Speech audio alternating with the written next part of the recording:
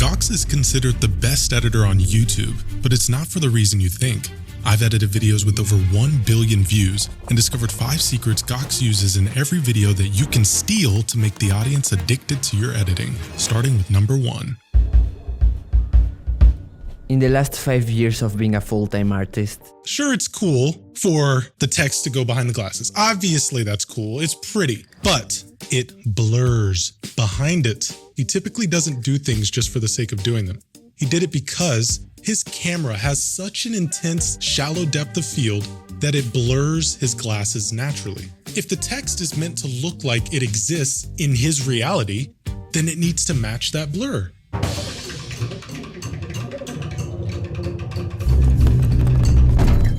The sound design is completely different from what you hear on the market today.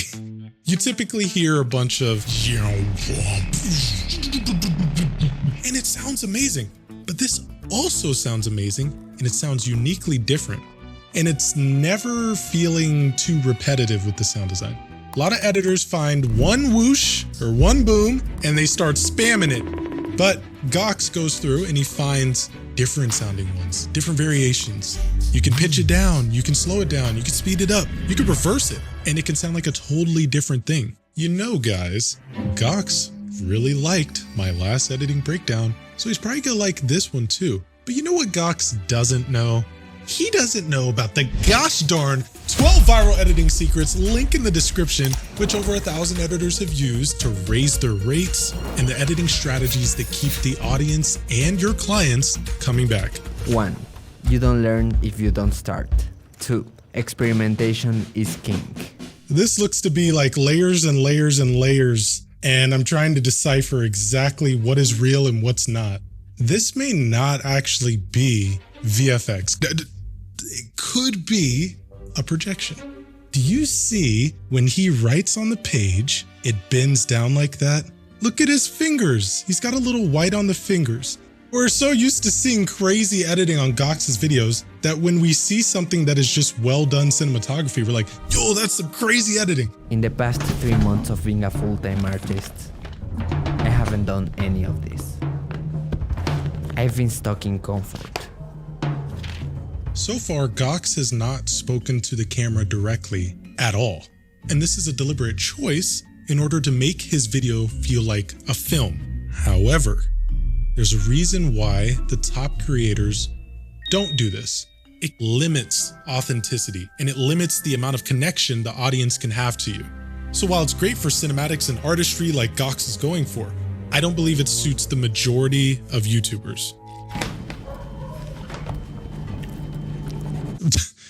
My dude actually added sound design to his eyeballs.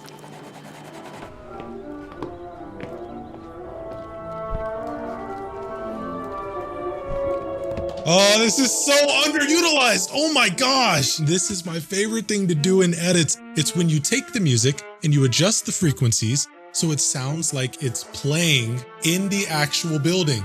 Sounds like it's coming from a radio like this. That is such a neat way to immerse the audience in the story. 4. Reduce tools to the strictly necessary. You sneaky bastard. Typically, amateur editors cut on the beat and it makes their edits feel incredibly predictable. And that's why professionals will tell you to cut on the action or cut on motion. But Gawx is cutting to the beat and the action.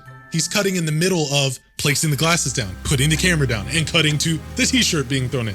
He's breaking the editing rule while not breaking it. That's pretty genius. Notebook. Self-explanatory.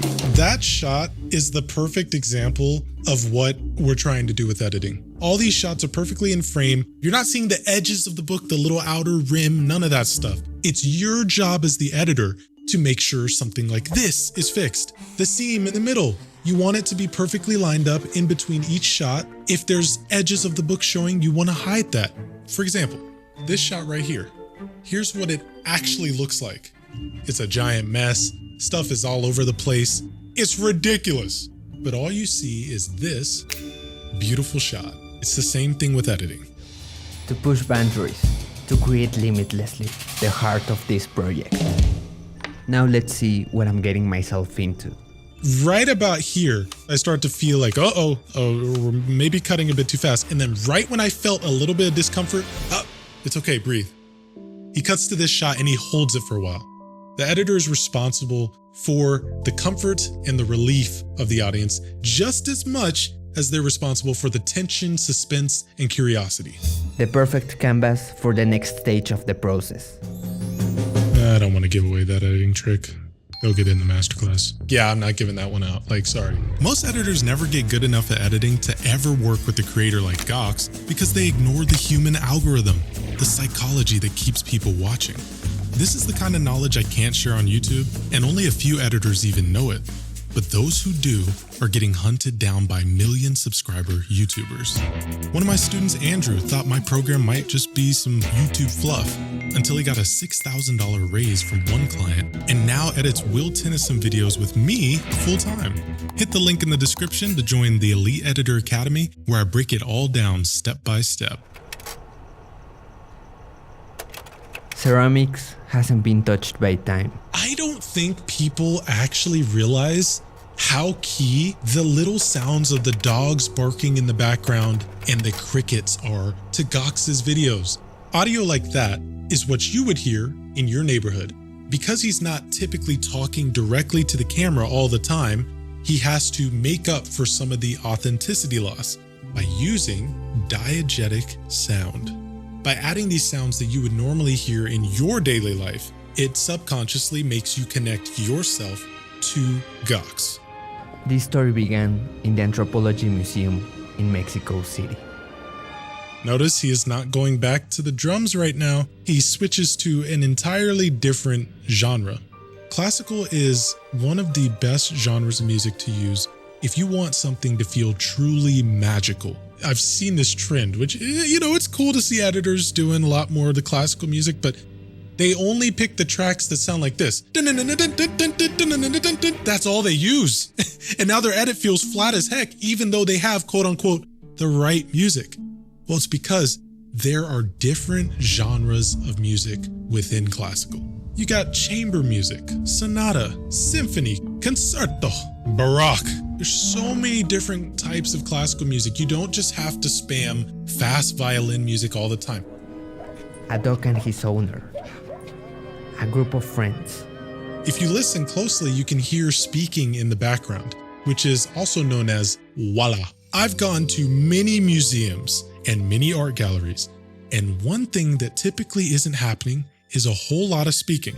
Gawx ain't saying nothing. This guy's just rubbing his hair. This guy's just filming on his phone. This guy don't even know what planet he's on. So why did Gawx add it in? Designed authenticity.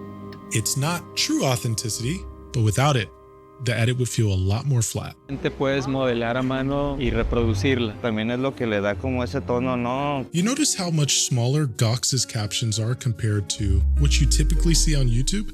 Gawx realizes that captions are necessary for some of his shots, but he also knows that too many captions can pull you out of the story. So he makes it extremely tiny. And I feel like a lot of editors could learn from this. First, I took hundreds of images from every angle, every detail, every pore. Listen to the sounds of his camera. If you were to go on the internet and try and find the sound of a camera, a lot of it is going to sound like this. It's harsh. It hurts. So why do his sound soft and comforting? One thing that I think is going on is that he just found better sound effects. But I believe he is also softening the sounds artificially. He's taken out these two frequencies right here. By lowering those down a tad, it makes the sounds feel more approachable and comfortable to the ear. Now, Gawx's editing is cool, but I'm about to break down how this YouTuber bends time and builds heart-pounding suspense to pull tens of millions of views, even with videos way longer than most attention spans. And you can watch that video here.